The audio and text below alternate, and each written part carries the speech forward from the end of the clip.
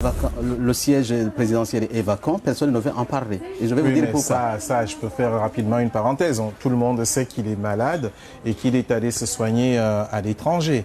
Donc ça, ce n'est un secret de polichinelle. C'est pas sûr. Je ne sais pas comment vous l'avez su, mais le gouvernement rwandais, ou ce qui reste du gouvernement rwandais, veut faire croire à tout le monde qu'il n'y a aucun problème. Moi, je vais vous raconter pourquoi je vous dis actuellement que le président Kagame n'est plus. N'est plus. N'est plus. Vous affirmez? J'affirme et je réaffirme qu'il n'est plus. Il n'a qu'à ressusciter pour venir nous contredire ici, ce qu'on avait demandé d'ailleurs. Monsieur l'abbé, avant que vous n'entrez dans les détails, vous êtes un homme de Dieu, vous le savez. Ouais. Et vous êtes l'un des principaux opposants et sans doute l'un des mieux placés pour l'avenir à occuper les fonctions suprêmes au Rwanda.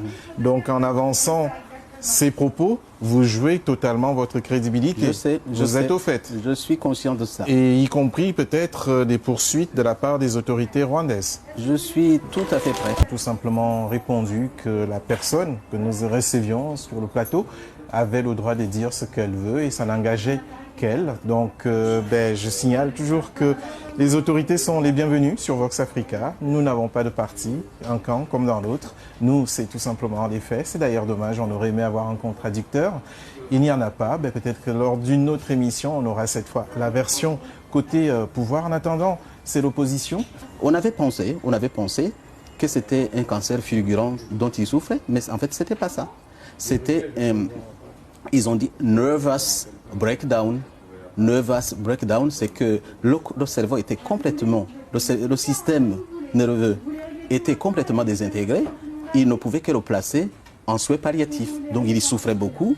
Donc les autorités sanitaires ont constaté, les médecins ont constaté qu'ils ne pouvaient rien faire pour lui, pour le sauver. C'était perdu.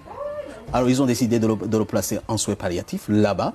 Et puis en attendant la décision de sa famille pour le débrancher.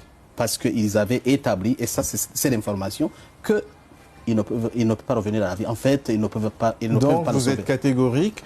Le président du Rwanda actuellement est en état de mort cérébrale. C'est ça. Et puis, ce qui m'intéresse beaucoup, c'est pas ça, parce que je peux y arriver aussi, quelqu'un d'autre peut y arriver, c'est un accident de la vie. Mais le problème, c'est des conséquences politiques de cela. C'est un président de la République en exercice